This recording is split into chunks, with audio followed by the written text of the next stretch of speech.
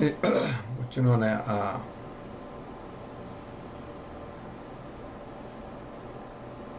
Esta forma de crer a eleição não limita a oferta de expiação. Ela está estendida a todos.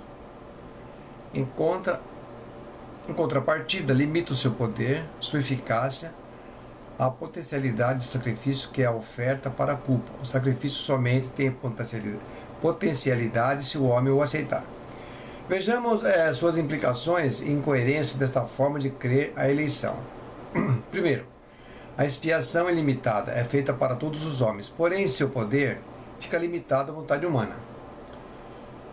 Ao se crer desta forma, fica notório que a expiação não tem total poder. Fica evidente a incoerência de tal ensino, visto que a expiação é para todos os homens e está disponível somente aos que aceitarem. Ela só alcança os que optarem em aceitá-la. Então, sua potencialidade é fraca em si mesma. Neste caso, nesse sistema de raciocínio, fica evidenciado que a expiação é para todos, porém, não é assegurada a ninguém, pois ela está vinculada à vontade humana, o livre-arbítrio, lógico. Tal raciocínio fica claramente demonstrado ser absurdo e ilógico diante das muitas afirmações bíblicas que são contrárias. A Bíblia nos mostra claramente que a expiação, a morte de Cristo, é potencialmente capaz de salvar todos os homens, se assim Deus o quisesse, mas ela só beneficia os previamente eleitos. Efésios 1:4. Como também nos elegeu nele antes da fundação do mundo, para que fôssemos santos e irrepreensíveis diante dele em amor. Estes são os pré-escolhidos, anteriormente escolhidos com antecedência, a quem ninguém pode intentar acusações. Em Romanos 8:23, nós vemos que diz assim: quem intentará acusação contra os escolhidos de Deus? É Deus quem os justifica. Esta justificação é feita pela expiação consumada na morte de Cristo. E quem são estes pré-escolhidos que foram justificados? É certo, segundo o que a Bíblia nos diz, que se trata dos predestinados por Deus. Para que possamos entender e aceitar que a eleição de Deus é de forma incondicional e que a expiação de Cristo, embora potencialmente capaz, destina-se apenas aos predestinados, é preciso formularmos algumas perguntas, né? Para que possamos entender e aceitar que a eleição de Deus é de forma incondicional e que a expiação de Cristo, embora potencialmente capaz, destina-se apenas aos predestinados, é preciso formularmos algumas perguntas, certo? Para que possamos entender. Primeiro, a quem Deus quis salvar? Aos predestinados e eleitos, lógico.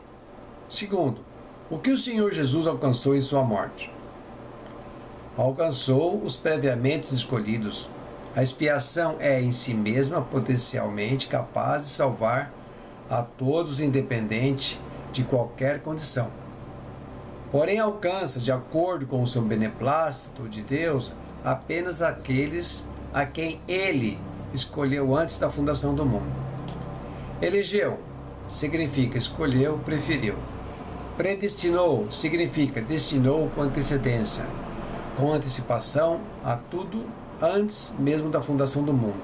Beneplácito significa de acordo com o seu querer. Romanos 9,16. Assim, pois, isso não depende de quem quer, nem do que corre, mas de Deus que se compadece. Toda a salvação depende da fé que conduz o eleito até Cristo. Assim, ele participa da graça de Deus.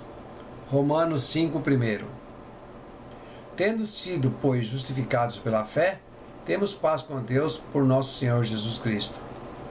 Em Romanos 3:24. Sendo justificados gratuitamente pela sua graça, pela redenção que é em Cristo Jesus. Gálatas 1:4. O qual deu a si mesmo por nossos pecados, para nos livrar do presente século mau, segundo a vontade de Deus nosso Pai. Tito 2,14. o qual se deu a si mesmo por nós, para nos redimir de toda iniquidade e purificar para si um povo especial, zeloso de boas obras. Gálatas 4:5. Para remir o que estavam debaixo da lei, a fim de recebermos a adoção de filhos. Diante das escrituras citadas, analisadas de forma imparcial, concluímos de forma lógica que a eleição é de inteira vontade de Deus. Vamos examinar alguns textos e procurarmos entendê-los de modo racional, lógico, sem tirá-los de dentro do contexto. 1 Tiago 1,18. Segundo a sua vontade, ele nos gerou pela sua palavra, ele nos gerou pela palavra da verdade, para que fôssemos como primícias das suas criaturas. Então nós vemos aqui, segundo a sua vontade, ele nos gerou pela palavra da verdade, para que fôssemos como primícias das suas criaturas. Tiago 1,18. Nós somos gerados novas criaturas, isto é, novo nascimento, segundo a vontade de Deus, pela palavra da verdade. Isaías 46:10.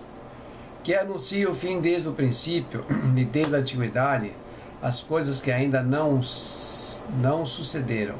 Que digo, o meu conselho será firme e farei toda a minha vontade. Lendo de novo, Isaías 46:10. Que anuncia o fim desde o princípio e desde a antiguidade, as coisas que ainda não se sucederam. Que digo, o meu conselho será firme e farei toda a minha vontade. João 23:13. Mas se ele resolveu alguma coisa, quem então o desviará? O que sua alma quiser, isto fará. Aliás, é Jó.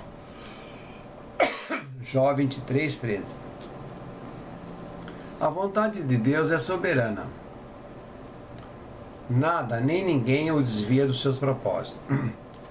Sendo a vontade de Deus soberana e não podendo ser impedido em seus propósitos, então se sua expiação, que é a sua morte, é por todos os homens, nada poderá impedir de salvar a todos os homens. Acontece que ele, em sua soberana vontade, não quer salvar a todos, mas sim somente os escolhidos, que escolheu antes da fundação do mundo. Se ao contrário do exposto, concluirmos que Cristo expiou a todos indistintamente, somos forçosamente levados a três raciocínios. Primeiro, a expiação de Cristo, tendo sido feita a todos, alcançou a poucos, porque a soberana vontade de Deus em eleger foi desviada pela vontade do homem em não querer aceitá-la. Segundo, ou então, a vontade soberana de Deus foi imposta, e como seu sacrifício salvífico é para todos, concluímos pela lógica que todos são salvos. Terceiro, ou ainda, o seu sacrifício foi feito para todos, porém foi potencialmente incapaz de salvar a todos, porque não teve em si mesmo capacidade, pois depende totalmente da vontade do homem em aceitá-la ou rejeitá-la. As Escrituras, porém, nos afirmam que muitos são chamados, e entre esses poucos são os escolhidos, e não todos os chamados. E se ninguém pode resistir à vontade de Deus, concluímos então, com um raciocínio lógico, que Deus somente quer salvar os poucos eleitos que ele elegeu por antecipação, previamente destinados. Como fizemos na primeira parte desse estudo, nós vamos encerrar aqui essa primeira parte desse estudo e continuaremos no vídeo seguinte a segunda parte do estudo da eleição.